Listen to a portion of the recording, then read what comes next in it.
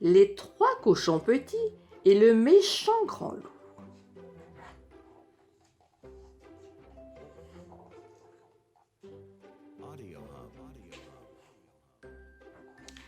Il était une fois Igor, Nestor et Fédor, 3 petits cochons, que l'on appelait les 3 cochons petits.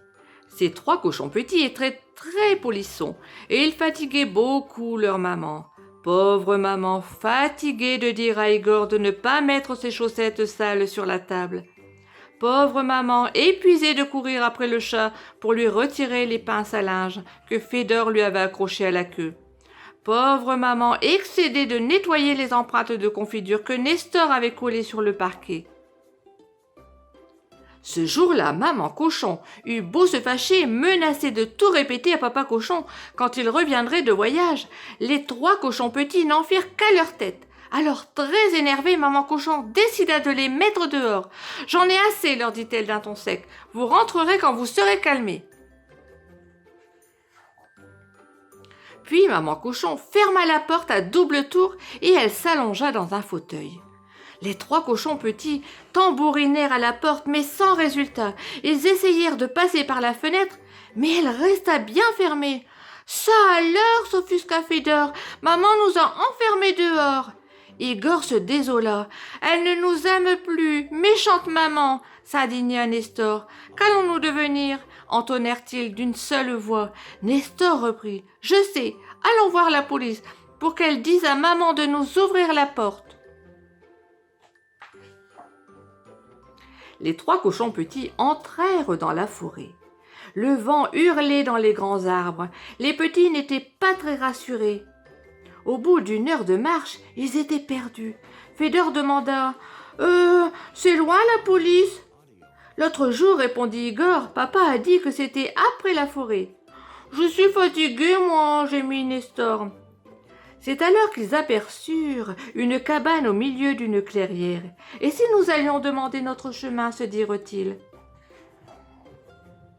Ils frappèrent à la porte, toc toc toc, qui s'ouvrit dans un grincement inquiétant. « Le loup !» s'écrièrent les 3 cochons petits. « Que faites-vous par ici ?» s'étonna le loup. « C'est dangereux de se promener dans la forêt. »« On est... balbutia Fédor. « Pépère ?» demanda le loup. « Non, perdu !» rectifia Igor. « Notre mère nous a abandonnés. »« Nom d'un petit chevreau !» s'indigna le loup. « Mais dans quel monde vit-on ?» C'est alors qu'une voix tremblotante se fit entendre à l'intérieur de la maison. « Qui est-ce, mon biquet ?»«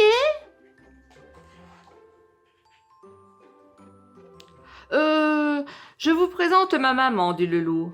« Bon, c'est pas tout ça, mais que puis-je faire pour vous ?»« Monsieur le loup, » répondit Igor, « pourriez-vous convaincre notre maman de nous ouvrir la porte ? Sinon nous allons dormir dehors. »« D'accord, » dit fermement le loup. « Finissez votre chocolat et en route. »« Que vas-tu faire, mon biquet ?» lui demanda sa mère.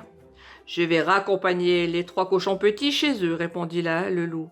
« Et ne m'appelle plus mon biquet devant les invités, ça m'énerve. »« Surtout, » ajouta sa mère, « ne t'attarde pas sur le chemin. »« Non, maman, » répondit le loup. « Ne prends pas froid, » ajouta-t-elle encore, « et ne parle pas aux petites filles habillées en rouge. »« Non, maman, » soupira le loup d'un ton las.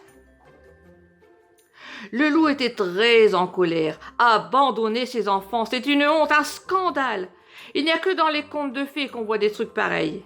« Mais elle va voir de quel bois je me chauffe, votre mère. »« Ça va barder, » jubila Fédor. « Elle va passer un sale quart d'heure, » ricana Nestor. « Bien fait pour toi, méchante maman, » ajouta Igor. Mais à mesure qu'ils traversaient la forêt, les 3 cochons petits étaient de plus en plus inquiets.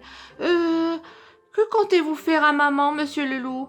demanda timidement Igor. « Eh bien, une fois arrivé, j'enfonce la porte, je rentre, je la dévore et c'est réglé, » répondit fermement le loup. « Mais, dit Nestor, c'est notre maman et... »« Et alors ?» rugit le loup. « Je ne suis pas là pour livrer une galette et un petit pot de beurre. Vous avez un problème, je le règle, je rentre, je la croque et je m'en vais. » Arrivé Devant la maison, le loup dit aux 3 cochons petits: « Allez vous cacher, ce n'est pas un spectacle pour les enfants. Je viendrai vous chercher quand tout sera terminé. » Il donna un grand coup de pied dans la porte et la claqua derrière lui. Les 3 cochons petits se blottirent tout tremblants derrière la maison.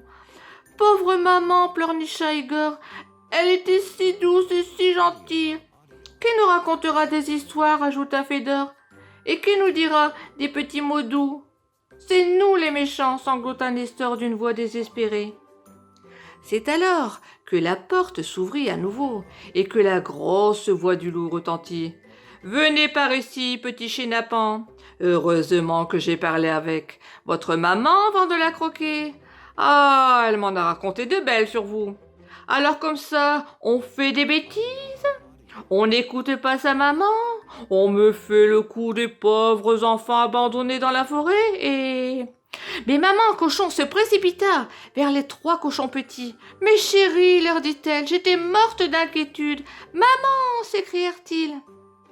Un peu plus tard, maman cochon invita tout le monde à dîner. Elle était ravie, ce loup était vraiment charmant. « Prendriez-vous un peu de rôti, monsieur le loup ?» lui demanda-t-elle. « Ah non merci, chère madame, je suis végétarien. »« Oh, décidément, vous êtes parfait, lui répondit-elle.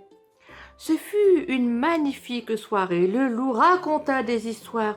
Maman cochon riait beaucoup et les 3 cochons petits s'amusèrent énormément. On dit que cette nuit-là, tous se veillèrent très